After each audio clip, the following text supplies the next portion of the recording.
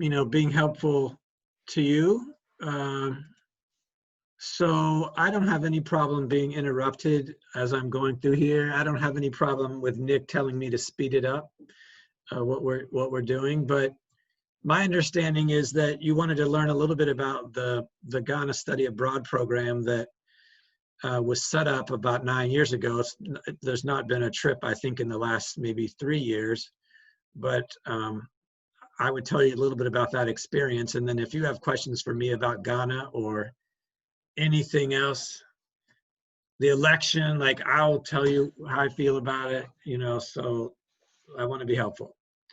So Nick, I think we're not in the share mode, are we? I'm trying.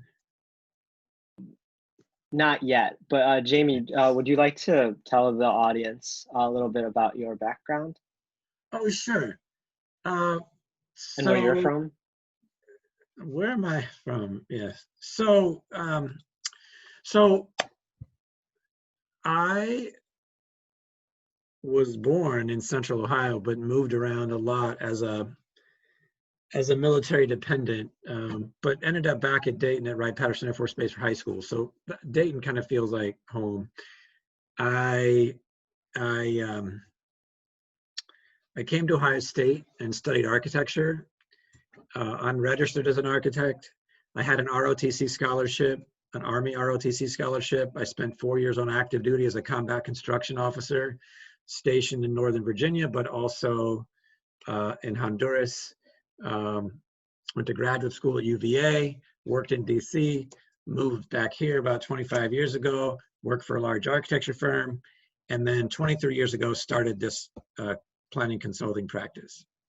So there it is in 1 minute. Is that good, Nick? That was great. All right, so I'm going to try to share the screen again.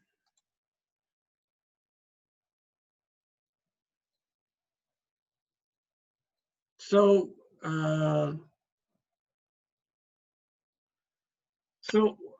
I resurrected an old PowerPoint, that kind of was a summary PowerPoint that I would show you. I would tell you that, for about 13 years, I taught at OSU in the Knowlton School in different planning capacities. And, sometimes professional practice, sometimes urban design, regional planning is something I taught several times. But in like the mid 2000s, I was doing some work in Abu Dhabi, and the professor who was teaching international development at the school abruptly retired.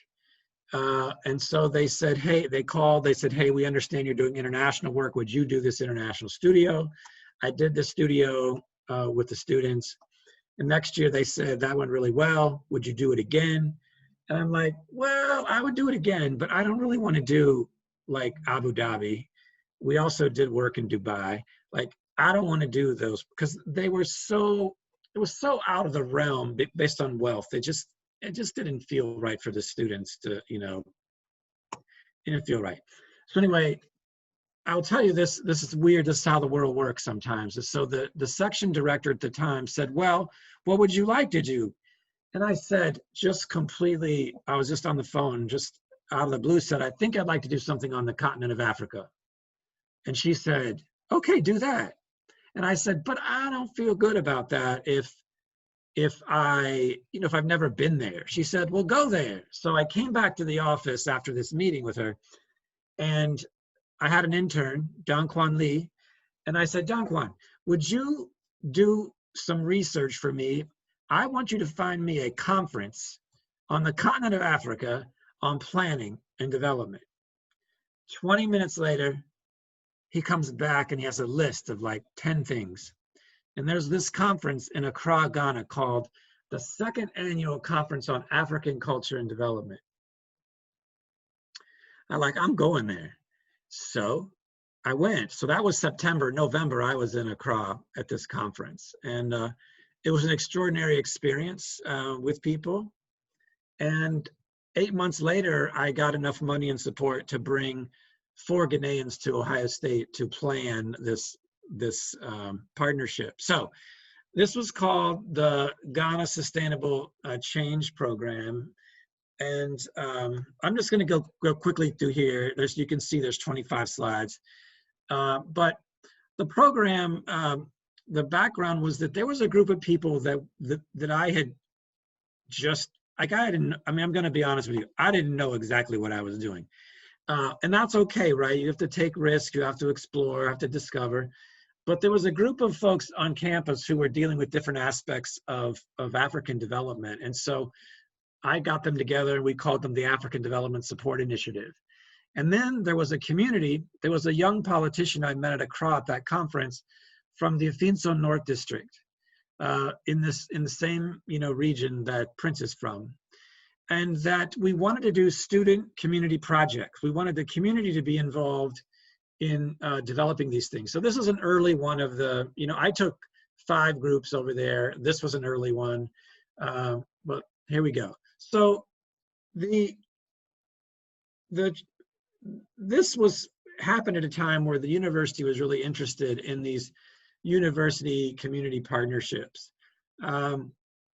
And service learning was, and I don't know what it is today, but service learning was really important, to address priorities like poverty alleviation and advancing development. So what we wanted to do was to bring together our group with other like-minded folks. And so one of the lessons early on that somebody told me was, don't go into one of these developing countries without another institutional partner. And so we developed another partner. I'm going to tell you about that. But we had a community in Ghana, an institution in Ghana, an institution in Columbus, and the Ghanaian community in Columbus. There's a very significant Ghanaian population here in Central Ohio that we brought into this effort. So these were all the partners of the African Development Support Initiative. It was a fairly significant people who were enthused to come together about this work. And then there were 2 private sector groups, including an industrial development company, which was very interested in Ghana and Ghana interested in it. So in the country, we had the Afinso North District leadership. We had the Kwame Nkrumah University of Science and Technology, a professor. We had somebody on the Ghanaian Cocoa Board who could help us with industry. So really, a very comprehensive group of partners. So we wanted to make sure that we were doing something that helped people, like local priorities were important. And this is a long list, but things like agriculture productivity. This area of Ghana has some of the highest productivity of tomatoes, but they also have 65% post-harvest loss. So you could tend your crops, you could, grow them beautiful, but 35% of them make it to the market. Healthcare, HIV/AIDS, education, transportation, population growth significant, revenue, finance, etc. This is a map of Ghana. This green area, somewhere in there, Prince is from that area. The area that we were focused on, that blue area, is the Afinso North District, which bleeds into the Brong-Ahafo region. But Ghana is about twice the size of Ohio in terms of land mass and twice the population. So it's the same population density, just larger. So quickly on some projects, this particular year, the students, they were paired up with students at Kwame Nkrumah University of Science and Technology. So during the semester, they would work with those students to understand what were the needs that were really prevalent in the particular district we were in. Then they would work on a project.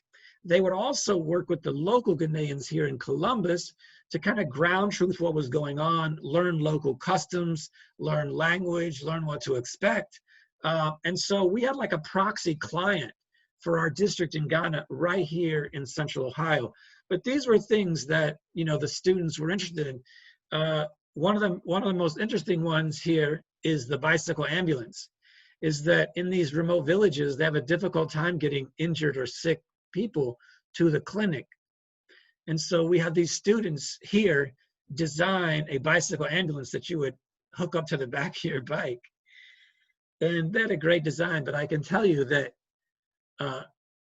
those students who went to Ghana, they didn't think they were going to go to the they were going to go and build a bicycle ambulance in Ghana. They just couldn't. They had it, like, they played along with me, but they didn't think they were going to be able to do it.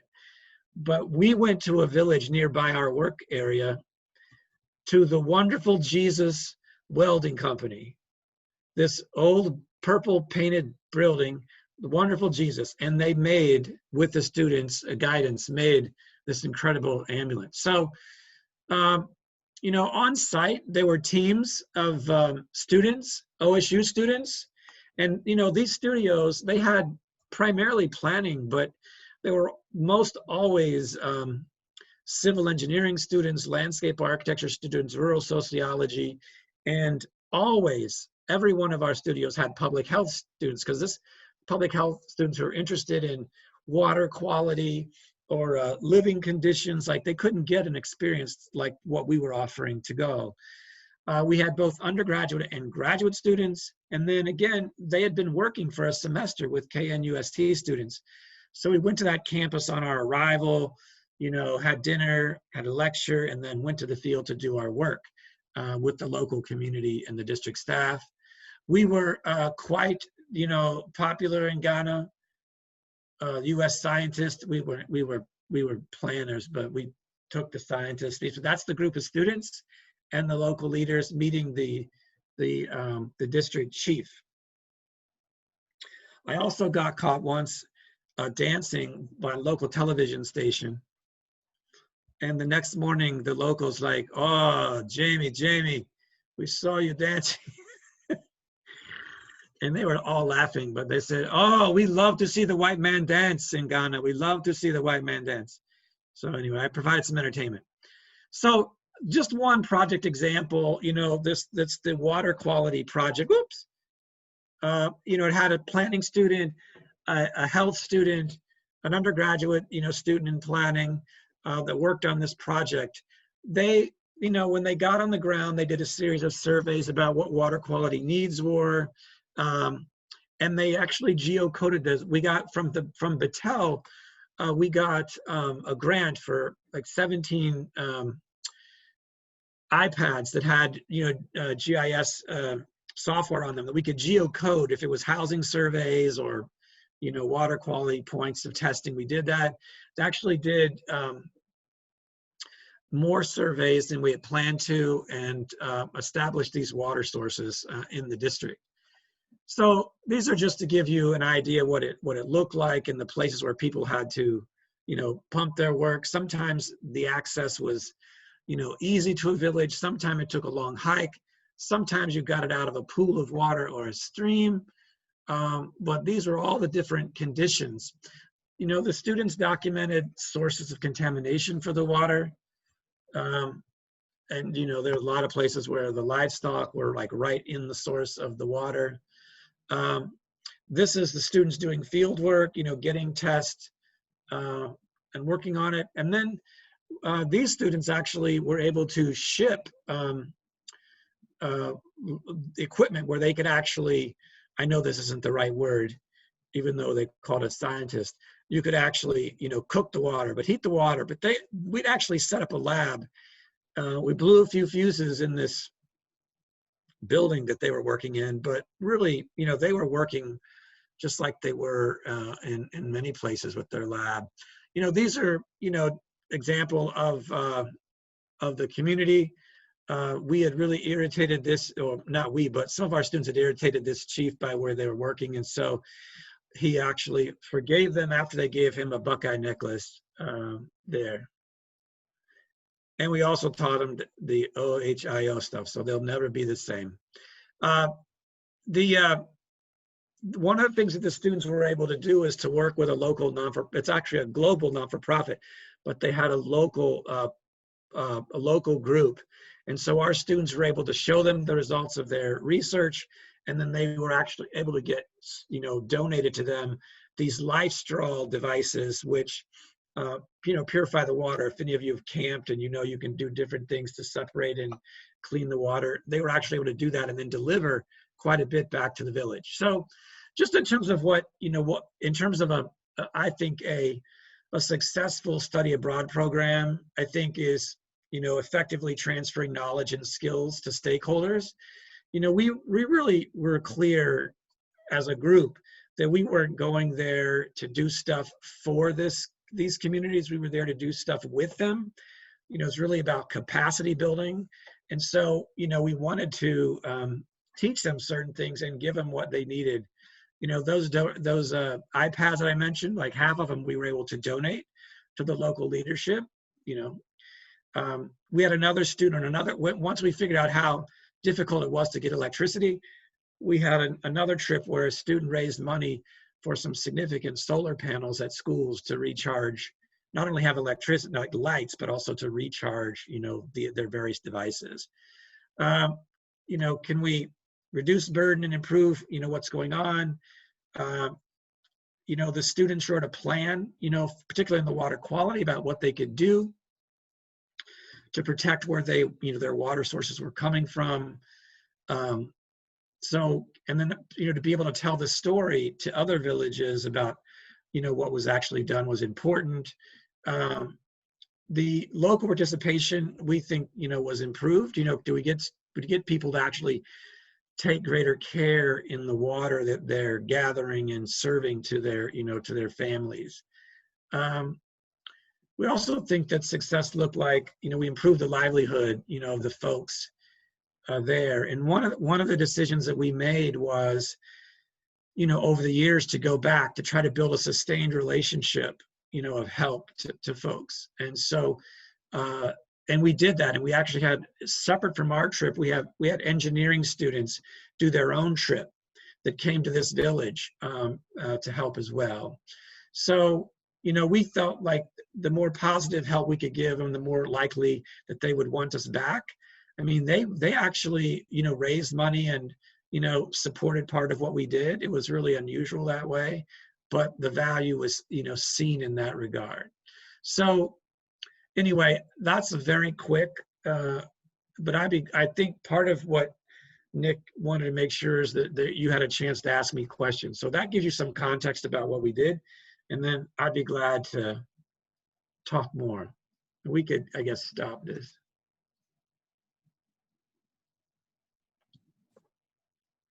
One at a time. Jamie. One at a time. What do you think, like if you did it in 2020, or obviously beyond, but like, what do you think the next step would be? COVID's out of the picture, is what you're telling me? Yeah. Yeah. So I guess a couple things that I think are really important is that this seems obvious, probably talking to planning students, but you need a good business plan with the outcomes that you want to achieve in mind. Just real clarity about what that is, and what I would want to do, I guess, post pandemic is I would guess that the public health orientation would be really important. But one of the largest problems they have is mobility. I know several of you talked about transportation. And, this, where we were, if you recall on the map of Ghana, it's fairly far north of Accra. It would take us, 7, 8, 9 hours based on the condition of, some of the roads. When here, that same distance, you'd do it in, maybe 3 or 4 hours without a problem. There's a lot of roads and infrastructure plans that have been made, but not made their way to fruition. So I think, if I were going there and I was interested in transportation, I'd want to probably be more interested than just the village, but the larger connectivity to other villages. And what's the regional transportation issue versus just, the particular village. Where there have been roads built, they're asphalt, they don't have a lot of road etiquette or laws like we do. And so people fly can I say bat out of hell? I mean, just fly. And what happens in these villages, if the driver doesn't need to stop somewhere, they just fly right through it. And you know, you can imagine that the villages straddled the road that had been there historically. And so people, you know, the villagers will make obstacles in the road to slow people down. Like they will dig up dirt and build these clay things like these random speed bumps. Anyway, there's some important transportation work that I think would be important. I also would be looking at economic feasibility. I know a couple of you, I think, mentioned international finance development. How do these, you know, villages, you know, take care of as much of their own needs by virtue of revenue generation and service provision? I think, you know, they do have resources, you know, like agriculture, but they don't have good systems for moving that to market, you know. So I'd be thinking economically and transportation wise, how to do that better. Anyway, I'll stop for a minute.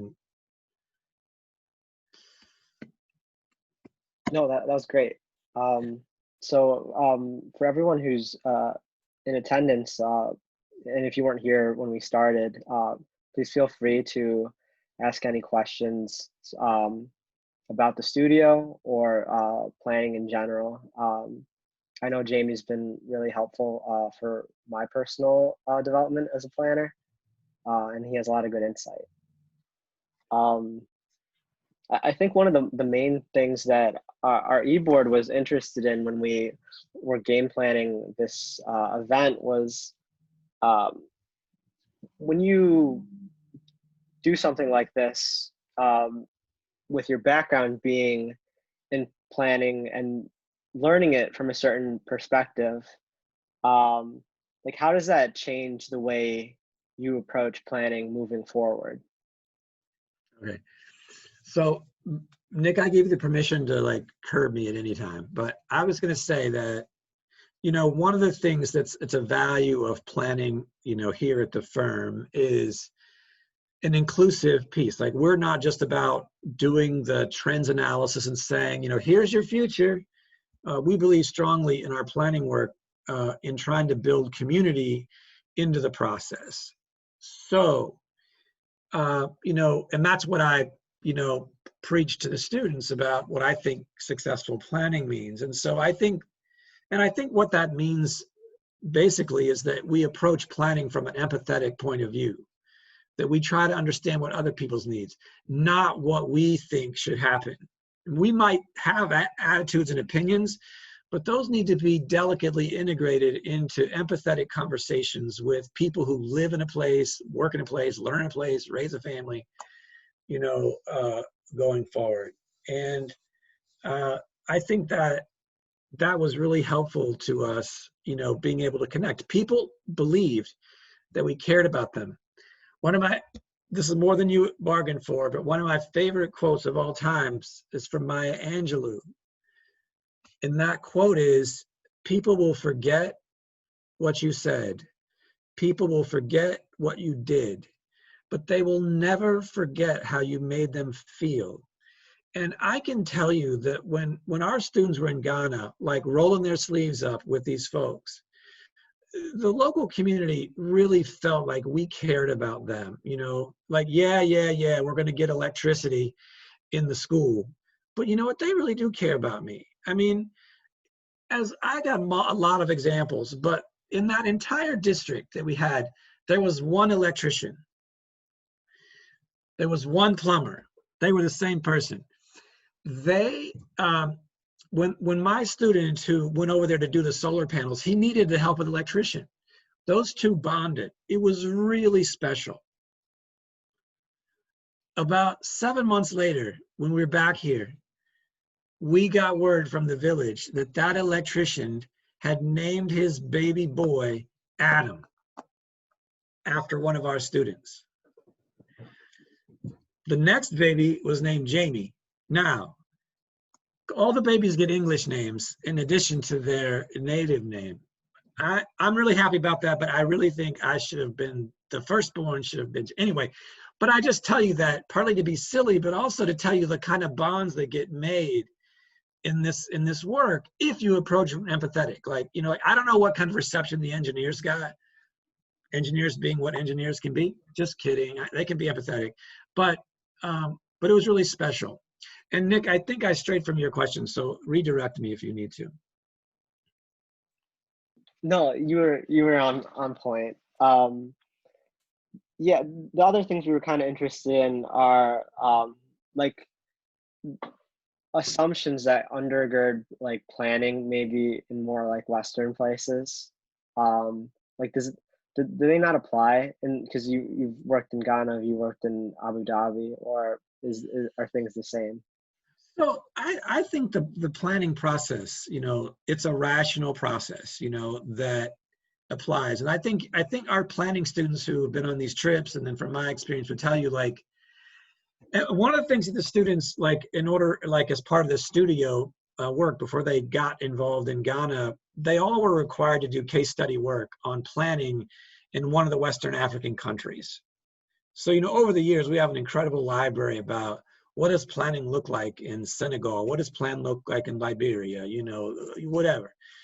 But it's all pretty much a rational planning process. You know, like some places, because, you know, because of the climate, you know, they might have a greater emphasis on environmental issues, or if they're really focused on some of their economic issues, okay, so, but there's a rational process about how you know, you gather information, hopefully you gather insight from people, you create this sort of, you know, vision, some strategies, this sort of planning recommendations, and then how do you implement it. So I think we found it culturally that it really just wasn't, I mean, the culture was different, but the methodology in many ways was, you know, a very similar sort of process. Thanks. Yeah, once again, you can ask questions. You can turn on your camera and talk, or you can also drop it in the chat if you're feeling shy. So hopefully someone will ask a question, but I'll start one to give you some time to think. Uh, what advice do you have for students right now who might be graduating Mhm. either in the winter or next spring? Um, like layering on COVID Yeah, just adds a whole nother kind of dimension to yeah, the job search. right. Well, I'll say a bunch of random stuff. Hopefully, something that's helpful to you. I think that uh, you know, the world continues to need planning. The reality is that the world needs planning more than ever uh, for reasons of, you know, a public health pandemic and climate change. You know, I don't know where you guys are, but, you know, I've heard climate change. You know, people been saying, you know, it's actually a pandemic in slow motion. You know, like, you think you're screwed up now, world, will just wait as this evolves. So, uh, so we're starting. Well, we've been at it a few months now up in northern Indiana, a comprehensive plan, and you wouldn't think that they would be interested in public health as part of a typical comprehensive plan, but in fact, we are introducing an element into that work that is about public health and how that relates to the rest of their county work. So I think that, and the reality is, you know, we don't know what happens next month or next year, but I can tell you that in April of this year, that 25% of our work was put on hold, including 2 brand new projects that hadn't started. And, you know, in April, I thought, oh, this is a downward spiral that's about to happen. But, you know, now, 7, 8 months later, half of that work has come back, but also we've added work. I mean, there was a period of time in April and May where there weren't a lot of RFPs, but those have come back at a normal rate right now. So we've replaced our work. You know, we are very, very busy right now. And, you know, I expect that to be the case, but I expect it to be difficult. Anyway, but so I think that's some optimism. The second part is that, like, I would encourage, all of you, that when you leave school, if there isn't a job, that doesn't mean there aren't things that you can do. I think in a diplomatic, measured way, you should not be shy about knocking on doors or reaching out to people. And even if you request an informational interview, if there's somebody doing work that you want to do, reach out to them. I don't care if they're in Columbus or in Philadelphia. If there's somebody doing work that you're just really inspired by, reach out to them. There's absolutely nothing, bad that can happen. They just like don't respond, or they're not willing to do it. But reach out to them. I would tell you, like, even if there are not-for-profits, and there are not-for-profits here that are doing planning or planning related work, reach out to them, volunteer. I mean, even if it's, like 8 hours a week, I don't care. Like, reach out to them, build relationships, build contacts, learn something. And there's something to put on your resume as well. This is a long story. I won't tell you this, but the whole thing. But my firm started because I knocked on somebody's door at some point in my life, a not-for-profit in DC. I was working in an architecture firm. I didn't think that was my future. I called them up. Long story short, that's the genesis of where I am today. One of my former interns who graduated during the recession, I kept him on for another 6 months, but he was like, no, I got to do something different. He took a big risk. He wrote to a bunch of not-for-profits in New York. Somebody was going to give him a part-time job. Went to New York City, got exposed to a lot of things. Economy got better. He was hired back here by Franklin County's development department. He's now like the public health planner for the city of Columbus.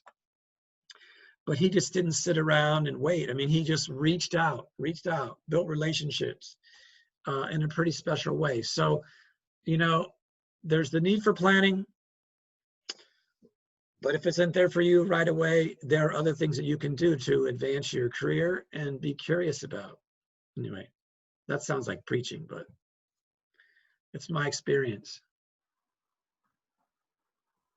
I have a quick question. Sure. Talking about like relationship building, but you also talked about how, like, when the studio was initially introduced, you're like, I need to learn a lot more, and you went to the conference. How do you, like, especially given current circumstances,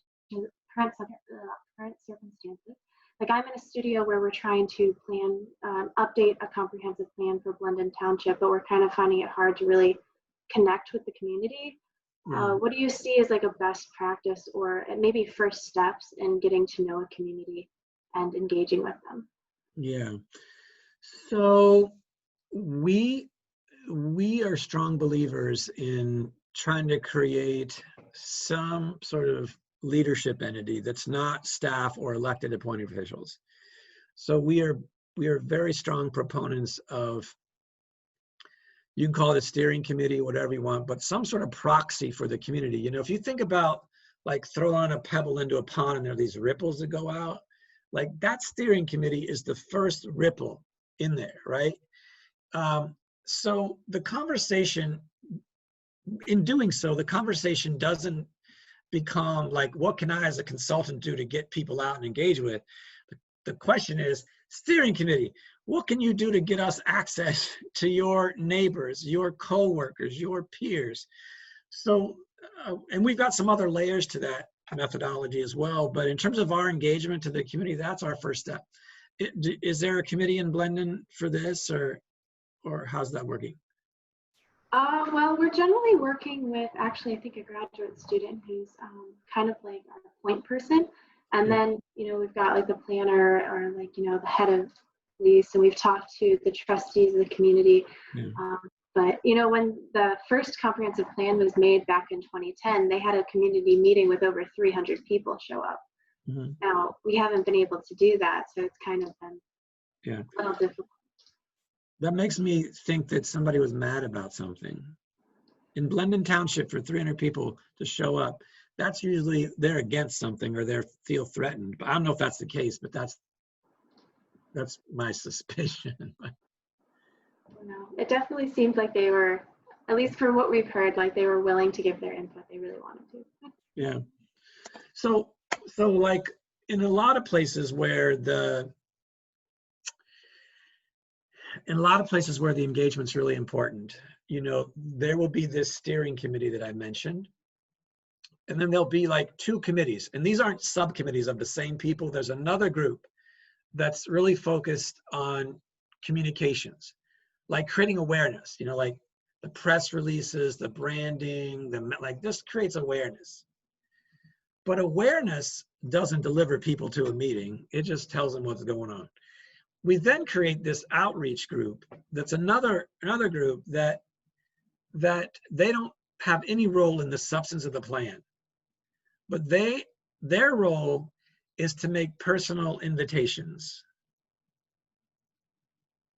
So you've got this awareness group creating messages, and then you've got the outreach group taking the messages out to where people are. And because Catherine, we've done exit questionnaires.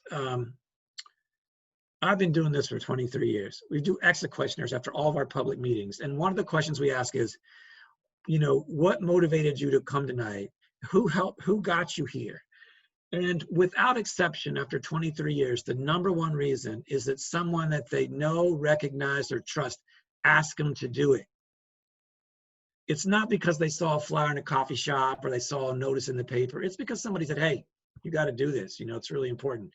So that's why we train these folks up, like we really go to great lengths to get them energized to participate.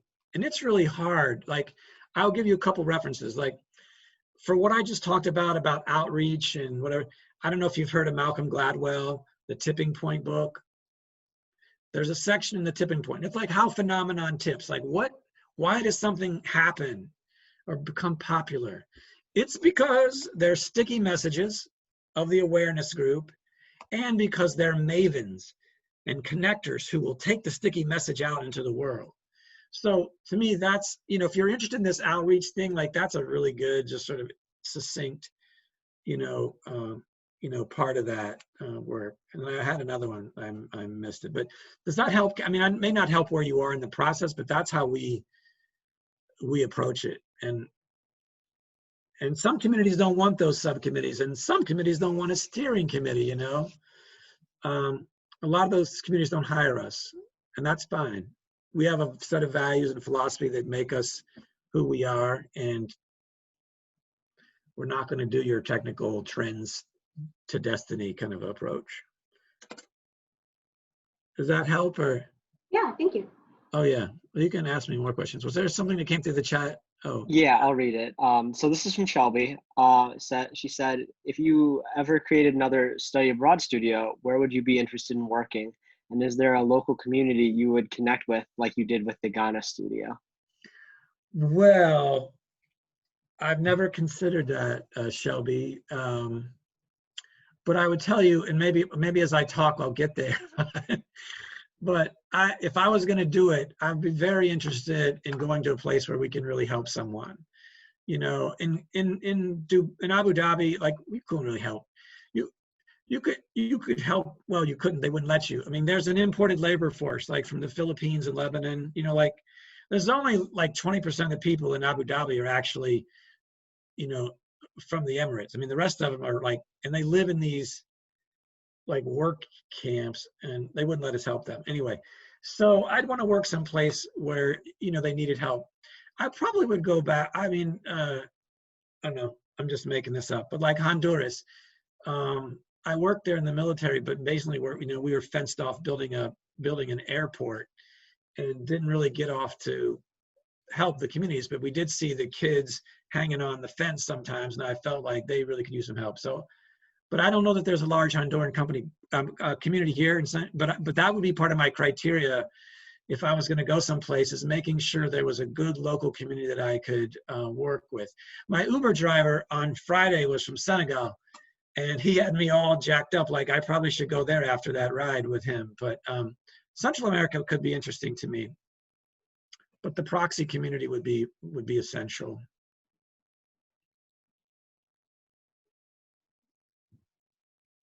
Do we have any other questions? I know I had one more, so if anyone wants to think.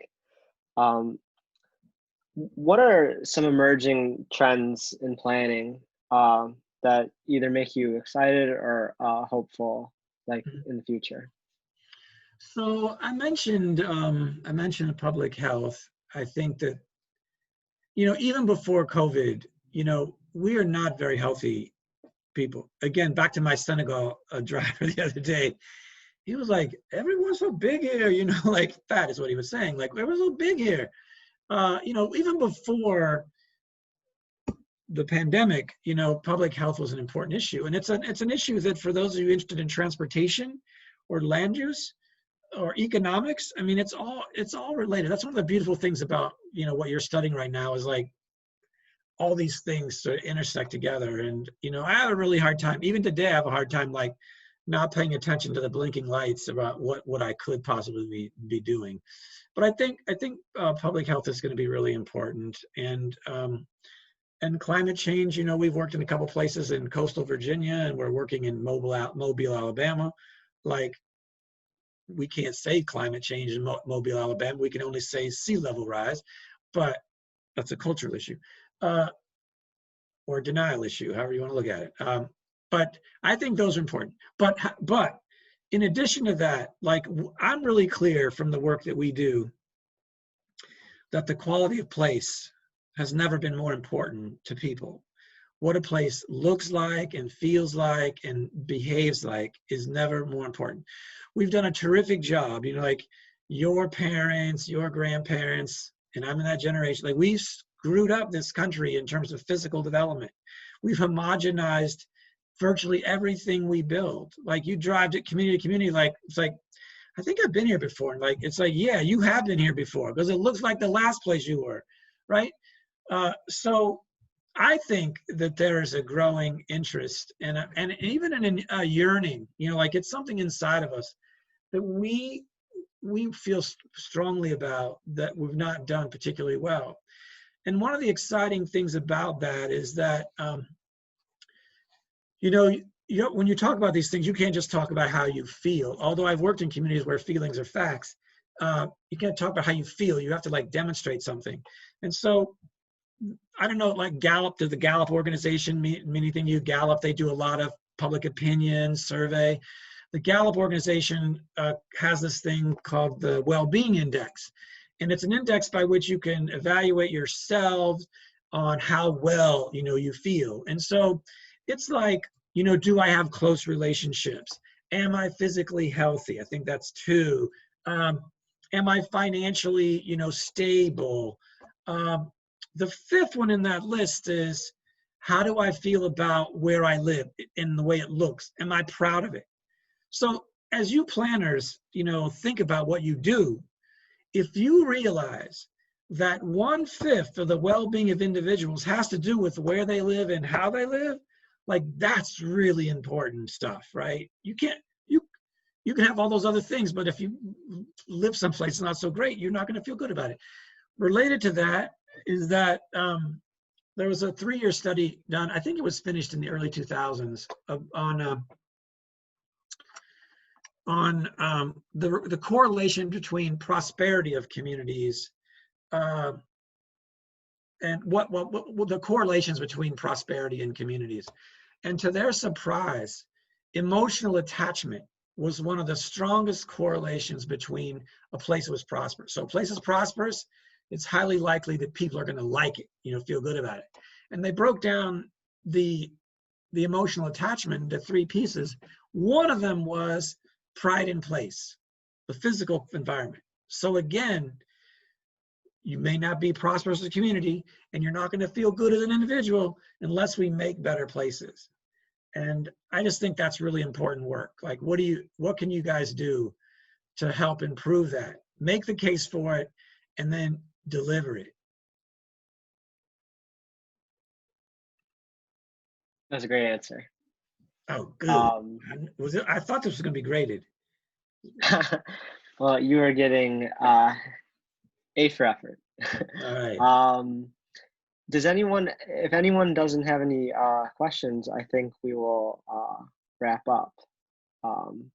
But we just want to give a big thank you for Jamie for spending some time with us this evening and sharing some great insight about um, the global studio, and because obviously we can't do travel abroad this semester or next semester, but it was just a nice change of pace, and we could just kind of put ourselves envision that. No, but I would say to you, those of you that are not like in your last year, that if you have an idea or passion, like you should pursue it. Like there's really a lot of these things low risk to it, you know. So if somebody says, if any of you are feeling like, and you're not like a senior or going to graduate in the spring, like why couldn't you use this time right now to lay some groundwork, right? Why couldn't you? There are incredible people on campus, you know. You just have to be able to connect to the right ones. But you know, anyway, I'm a firm believer in, you know, knocking on doors and exploring things, because you don't know where one connection leads you to. You just don't know. So be curious and act on your curiosity. And you know, I'm grateful. Thank you, Nick, for asking me to do this. I wish you all the best. You know, I know it's really hard. Your life was probably hard enough before this happened, but I wish you the best of luck, you know, getting through these days with no end in sight right now. But best of luck, and thank you again for having me.